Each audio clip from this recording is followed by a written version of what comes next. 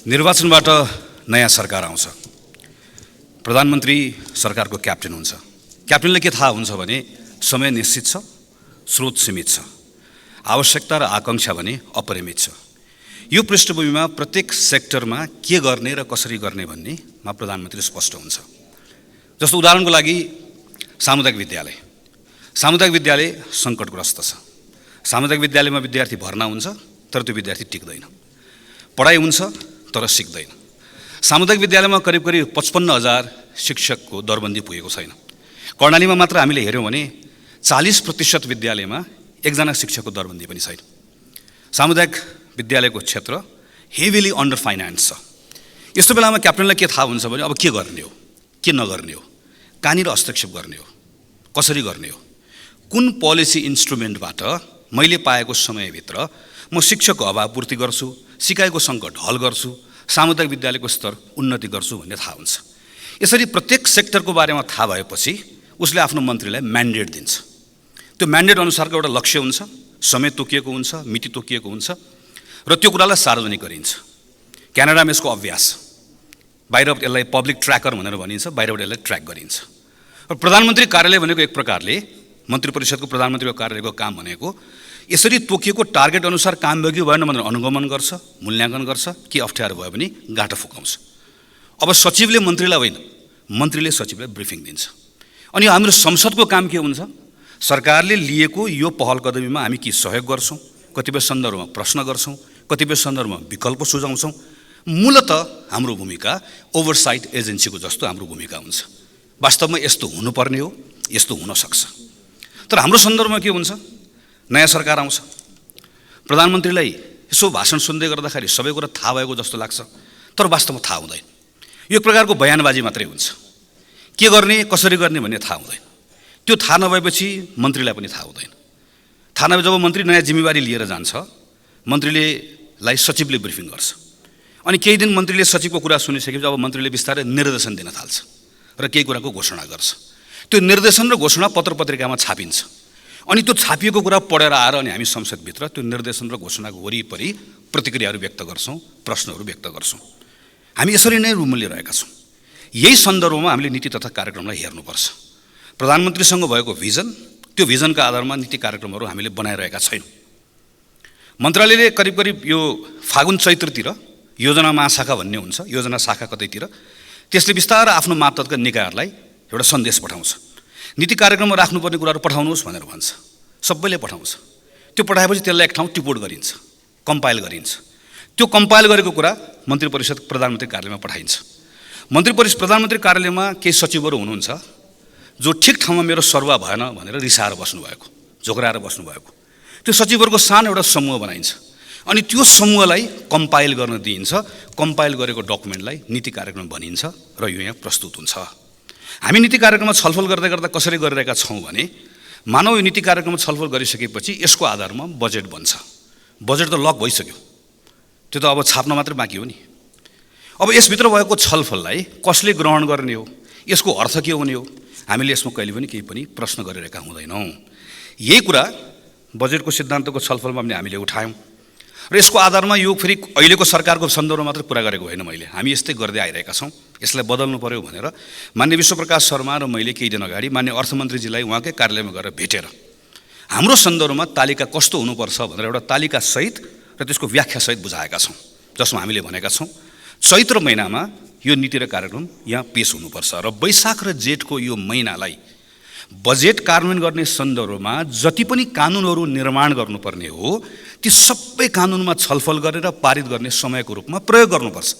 जसको कारणले गर्दा संसदबाट बजेट पारित हुँदै गर्दा बजेट मात्रै पारित हुँदैन, त्यसको लागि चाहिने इन्स्ट्रुमेन्ट, कानुन, त्यसको लागि चाहिने मन्त्रालयले पनि कार्यविधिहरूमा काम गर्छ, त्यो सबै पारित भएको अवस्था हुन्छ। एउटा विषय हो। दोस्रो विषय, यो प्रस्तावित नीति तथा कार्यक्रममा 188 बुँदा छ। यसरी पढ्दै गयो भने यो भित्र सबै छ। इच्छा छ, समीक्षा छ, कार्यक्रम छ, योजना छ, आयोजना छ। राम्रोसँग हेऱ्यो भने केही पनि छैन। यस्तो किन हुन्छ? किनभने यो के को लागि ल्याइएको भन्ने कुरामा हामीले कहिले पनि सघन छलफल नगरेको हुनाले गर्दा हामी अल्मुलेका हुन्छौँ। बेलायतमा क्विन्स स्पिच वा किङ्स स्पिच भनेर योभन्दा अघिल्लो पटक हामीले हेऱ्यौँ भने जम्मा 940 शब्दको छ। 10 मिनटमा त्यो वाचन सकिन्छ। र गएको पटक हामीले हेऱ्यौँ भने त्यसमा ठ्याक्कै के छ, यो पटक मेरो सरकारले यो वर्षमा 38वटा कानुन लिएर आउँछ। यो कानुन बनाउँछ, प्रस्ताव गर्छ, तपाईँहरूले पार्लियामेन्टबाट बनाउनु होला।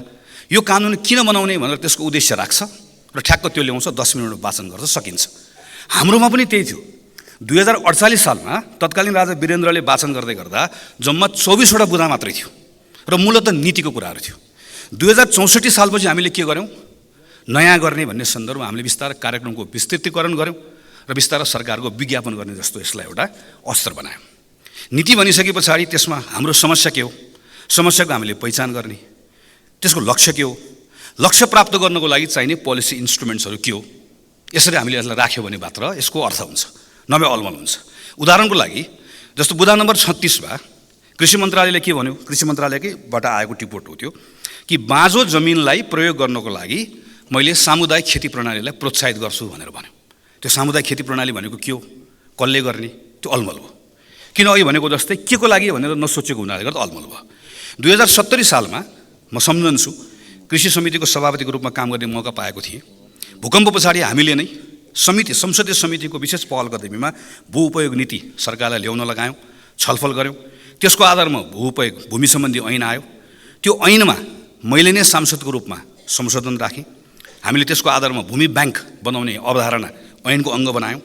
तर पछि 79 सालमा यो 77 सालमा नियमावली बनाउने बेलामा त्यसलाई ड्रप गरियो, त्यसलाई हटाइयो। भूमि ब्याङ्कको अवधारणा मात्रै कार्यान्वयन गऱ्यौँ भने बाँझो र अनुत्पादक जमिन प्रयोग नगरेको जमिन जुन छ त्यो प्रयोग नगरेको जमिनको एउटा कानुनी आधार बनिहाल्छ।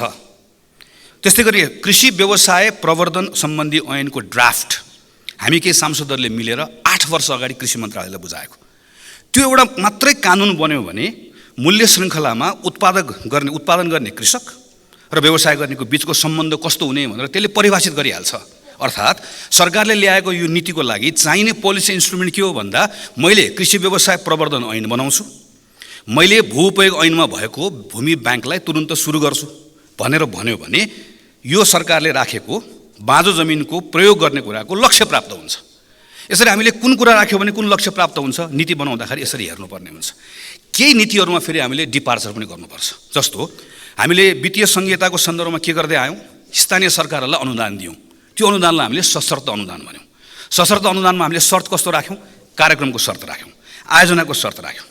अब अनुभवले हामीलाई के सिकायो, आयोजनाको शर्त राख्दै गर्दा हामीले अपेक्षा गरेको प्रतिफल प्राप्त भएन, अर्थात् यो नीतिले भनेको अनुसार काम भएन। अब यसलाई बदल्नु पर्यो, केही कुरामा डिपार्चर चाहियो। अब अहिले यसपालि हामीले के भन्यौँ, अब हामी वित्तीय संहिताको सन्दर्भमा खास गरिकन वित्तीय हस्तान्तरणको कुरालाई कार्य सम्पादनसँग जोड्छौँ। अर्थात् हामी कार्यक्रमका सन्दर्भमा होइन, उपलब्धिका सन्दर्भमा, आउटपुटका सन्दर्भमा, यो स्कुल बनाउने भनेर होइन, तिमीले सिकाइका सन्दर्भमा यो परिणाम दियो भने तिमीले यति अनुदान प्राप्त गर्छौ भनेर जान्छौ। हामी बिस्तारै एक प्रकारले त हामी सशर्त अनुदान घटाउँछौँ, हामीले यो नीति लिन्छौँ है भनेर हामीले संहिताको सन्दर्भमा भन्यौँ। नीतिको डकुमेन्टले यसलाई यसरी के भन्यो भने एक ठाउँ राखेँ कि म यो नीति यो पटक बदल्दैछु। केही नीतिमा फेरि अभ्यास गर्दै गर्दा सोचेको कुरा नआएपछि परिमार्जन चाहिन्छ। जस्तो हामीले विद्युतीय सवारी साधनलाई प्रोत्साहन गर्ने नीति केही वर्षदेखि लियौँ। हामीले के भन्यौँ, यसबाट कार्बनको उत्सर्जनमा पनि हामीलाई सहयोग पुग्छ र खास गरिकन विद्युत उपभोगको सन्दर्भमा पनि बढ्छ र पेट्रोलियम पदार्थमाथिको निर्भरता घट्छ। अहिले प्राइभेट भेहिकल्सहरू ठुलो मात्रामा हामीले बिस्तारै इलेक्ट्रिक भेहिकल बनाइसकेका छौँ, त्यो ठिक भएको छ। तर हामीले सोचेको जस्तो भएन, अर्थात् पेट्रोलियम पदार्थमाथिको जुन परनिर्भरता घटाउने भनेका थियौँ सोचेको जस्तो घटेन। पेट्रोलियम पदार्थको अहिले केही तथ्याङ्कले के भन्छ, खपत घटेको छ, तर उद्योगको कारणले गर्दा हो। त्यसो भए के हो त, त्यसो भएदेखि यसलाई परिमार्जन गरेर अब के थप्नुपर्ने भयो हामीले भने निजी सवारी साधन त गर्ने नै हो, तर त्योभन्दा पनि लामो दूरीको सवारी साधनलाई, बसलाई, ट्रकलाई विद्युतीय सवारी साधन नबनाइकन हामीले सोचेको जस्तो पेट्रोलियम पदार्थमाथिको हाम्रो निर्भरता नघट्ने रहेछ। यो नीति परिमार्जन गर्ने कुरा हाम्रो आफ्नो अनुभवले हामीले सिकायो। हामीले यसरी राख्नुपर्ने रहेछ। सरकारले के भन्यो, भ्रष्टाचारलाई न्यून गर्ने, सुशासन कायम गर्ने मेरो मुख्य नीति भनेर भन्यो। यसको लागि उसले कार्यक्रम के लिएर आयो, अख्तियार, भ्रष्टाचार सम्बन्धी कुरा, सम्पत्ति शुद्धिकरणको कुरा र राष्ट्रिय सतर्कता केन्द्रको कानुन संशोधन गर्छु, यो ठिक छ, हामी यसमा संशोधनमा काम गरिहाल्छौँ। उच्च पदस्थ मानिसहरू जसले गैर कानुनी सम्पत्ति आर्जन गरेको छ, म तिनीहरू एकजनालाई पनि छाड्दिनँ, एकदमै ठिक छ। यसको लागि पक्कै पनि सरकारले अब कानुनी संरचना सोचेकै होला, भएको कानुनबाट काम गर्ने हो कि नयाँ कानुन ल्याउने हो, यसमा छलफल गरौँला नै, यति कुरा भयो। तर के यो केही उपचारात्मक कुराले मात्रै भ्रष्टाचारको यो विकराल समस्या सम्बोधन हुन्छ त? हुँदैन। यसको प्रिभेन्सनको साइड के होला त? हाम्रो निर्वाचन प्रणालीमा इमानदार भएर हामीले भन्यो भने हाम्रो स्थानीय चुनावमा एउटा वडाको चुनावको प्रतिस्पर्धा हुँदै गर्दा त्यहाँभित्र कति खर्च परिचालन हुन्छ? हाम्रो निर्वाचन कति महँगो भएको छ? त्यो निर्वाचन महँगो हुने कुरा केसँग जोडिएको छ? हाम्रो निर्वाचन कानुनसँग जोडिएको छ, हाम्रो राजनीतिक दल सम्बन्धी कानुनसँग जोडिएको छ, दलको उम्मेदवार छान्ने तरिकासँग जोडिएको छ, दलको कोष पारदर्शी हुने कुरासँग जोडिएको छ। यहाँ गएर जोडिँदो रहेछ। हाम्रो निजामती प्रशासन, प्रहरी प्रशासनको इन्टेक हुने ठाउँमा जहाँ हामी भर्ना लिन्छौँ, पहिला त्यो करप्ट थियो, त्यसलाई अहिले हामीले सुधार्यौँ, लोकसेवाबाट सुधार्यौँ, प्रहरीबाट सुधार्यौँ, त्यो राम्रो भएको छ। तर यसको प्रमोसन, खास गरिकन प्रमोसनका सन्दर्भमा, त्यसै गरिकन कतिपय ठाउँमा चाहिँ हामीले यो खास गरिकन वृत्ति विकासका सन्दर्भमा हामीले हेऱ्यौँ भने त्यहाँभित्र व्यापक अनियमितताहरू छन्। एउटा भ्रष्टाचारको ठुलो जडी हो। अर्थात् त्यसो भएदेखि निजामती प्रशासनको कानुन, प्रहरी परिचालन सम्बन्धी कानुन अर्को विषय रहेछ, न्यायालयमा हुने राजनीतिक हस्तक्षेप बन्द गर्ने कुरा अर्को रहेछ, स्वार्थको द्वन्द्व सम्बन्धी कानुन बनाउने भनेर हामीले धेरै पटक भन्यौँ, त्यो बनाउने कुरा अर्को विषय रहेछ। यसरी हामीले हेऱ्यौँ भनेदेखि भने लोकसेवा आयोगको भूमिका बढाउने कुरादेखि लिएर प्रदेशलाई सञ्चालन गर्ने कुरासँग स्वार्थको द्वन्द्वको कानुनदेखि लिएर संवैधानिक निकायको नियुक्तिसम्मका विषयहरू एक ठाउँ जोडेर राख्यो भने मात्रै हामीले यो नीतिबाट भ्रष्टाचार न्यून गर्छु, सुशासन कायम गर्छु भनेको लक्ष्य प्राप्ति हुने रहेछ। न कि हामीले अख्तियार बलियो बनाउँछु, दुईटा तिनवटा काम गर्छु भनेर मात्र नहुने रहेछ। यो सँगै अर्को सामाजिक पक्ष हामीले हेऱ्यौँ भनेदेखि भने शिक्षा र स्वास्थ्य यो दुईटा यस्तो क्षेत्र हो, शिक्षा र स्वास्थ्यमा चाहे त्यो राजनीतिक कर्मी हुन्, चाहे त्यो यो निजामती सेवाका हुन्, प्रहरी प्रशासन अड्डा अदालत जहाँका हुन्, हामीले भन्ने गरेको गुणस्तरीय शिक्षा, हामीले भन्ने गरेको स्वास्थ्य, गुणस्तरीय स्वास्थ्य, यो दुईटाको पहुँच सर्वसुलभ, अझ एक प्रकारले संविधानले गरेको कमिटमेन्ट, संविधानको वाचा अनुसार निःशुल्क गुणस्तरीय प्राप्त गर्ने हो भने यसले नेपालमा भ्रष्टाचारलाई कम गर्ने कुरामा कति ठुलो अर्थ राख्ला। यसरी हामीले कतिपय पोलिसीको लागि चाहिँ फेरि त्यसको अपेक्षा गरेको परिणाम प्राप्त गर्ने कुराका निम्ति हामीले कसरी हेर्नुपर्ने रहेछ भने एउटा पक्ष मात्र हेरेर नहुने रहेछ। मैले यो सन्दर्भ किन उठाएको भने म सरकारको ध्यानाकर्षण गराउन चाहन्छु, यो वर्ष यसरी नै आयो, यसलाई हामीले यसरी लियौँ, तर अर्को वर्ष पनि नीति कार्यक्रम यसै गरिकन आउने हो, बजेटको सिद्धान्तमाथि छलफल यसै गरिकन हुने हो भने मैले अरू मान्य सांसदहरूलाई पनि आग्रह गर्छु त्यस्तो बजेटको छलफलको सिद्धान्तको छलफलमा भाग नलिउँ, यस्तो नीति कार्यक्रम छलफलमा भाग नलिउँ। यो सरकारको पनि समय बर्बादी हुन्छ, हाम्रो पनि समय बर्बादी हुन्छ। यसलाई बदल्नुपर्छ। बदल्ने तरिका छ, बदल्ने तरिका हामी मिलेर बदल्ने हो। मैले सरकारलाई यो गरिनस् भन्न खोजेको होइन, यो गरौँ भन्न खोजेको। हामीले भनेका छौँ, यहाँबाट सुझाव दिएका छौँ, यो सुझावलाई सरकारले ग्रहण गरोस्। के कानुनहरू प्रस्तावित गर्नुपर्ने छ, कानुनहरू बदल्नुपर्ने छ, कानुनहरू बदलौँ। संसदले पनि आफूले के कुरामा बदल्नुपर्ने छ हामी पनि बदल्न तयार छौँ। यो ल्याउने समय पनि बदलिनु पर्यो, यो बनाउने तरिका पनि बदलिनु पर्यो, यसभित्र हुने अन्तर्वस्तु पनि बदलिनु पर्यो। यो बरु जम्मा 5 पेजको आओस्, तर सरकारले के भन्नुहोस् भने मैले यो कुराको लागि यो नयाँ कानुन ल्याउँदैछु, यो नीतिबाट मेरो अपेक्षा गरेको परिणाम आएर म बदल्दैछु, यो कुराको मेरो समग्रतामा म हेर्दैछु, यसरी आओस्। मेरो यसमा शुभकामना छ। सरकारले ल्याएको नीति कार्यक्रममा जे उद्देश्य राखेको छ त्यो सफलता प्राप्त गरोस्, मेरो शुभकामना छ। तर यो वर्षको छलफलबाट आउँदो वर्ष यसलाई सुधारोस् भन्ने कुरा म चाहन्छु। र अन्त्यमा सम्माननीय सभामुख महोदय, यो भ्रष्टाचार र सुशासन सम्बन्धी विषयका सन्दर्भमा भुटानी शरणार्थीको प्रकरण सरकारको अगाडि, हाम्रो अगाडि यसरी आएको छ कि मैले अस्ति भनेको थिएँ, यो विषयलाई राम्रोसँग यसले टुङ्ग्यायो भने सरकारको वाचाहरूमा विश्वास हुन्छ। अहिले जसरी नामहरू आउन थालेको छ, एक प्रकारले लाज पनि लजाएको जस्तो भएको छ। को परेको हो, को नपरेको सुन्दा सुन्दै अलि पछि जाँदै गर्दाखेरि हाम्रो वरिपरि भएका, हामीले देखिरहेका, जिम्मेवारी लिइरहेका मानिसहरू एकपछि अर्को तानिँदै जाने हुन् कि भन्ने जस्तो लाग्न थालेको छ। तर यसमा सरकारको परीक्षा हेर्नुहोस्, परीक्षा छ, अनुसन्धान कसरी भइरहेको छ सबै नागरिकले हेरिरहेका छन्। चाहे त्यो सलाम गर्ने मान्छे होस्, चाहे त्यो सलामी लिने मान्छे होस्, जसलाई छोएको छ, जसको नाम आएको छ, त्यसको फेयर अनुसन्धान हुनुपर्छ। त्यो अनुसन्धान भएन, मैले गरिनँ भनेर भन्ने कुराले कसैले पनि यसबाट मुक्ति पाउने अवस्था छैन। सरकारको परीक्षा पनि छ। सरकारको परीक्षा सकिएपछि अब न्यायालयको परीक्षा सुरु हुन्छ। न्यायालयले पनि अब यो विषयमा मैले न्याय गरेँ भनेर मात्र पाउँदैन, न्यायको अनुभूति हुनुपर्छ।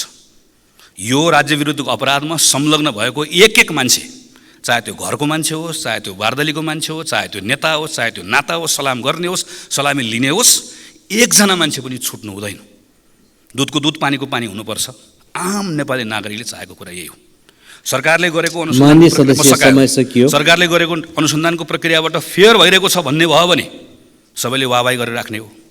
तर कहीँ न कहीँ लकपकाएको छ भन्ने भयो भने विकल्पहरूको बारेमा खोजी हुन्छ, प्रश्न उठ्छ। म यसतर्फ पनि सम्माननीय सभामुख महोदय मार्फत सरकारको ध्यान आकर्षण गराउन चाहन्छु। धन्यवाद।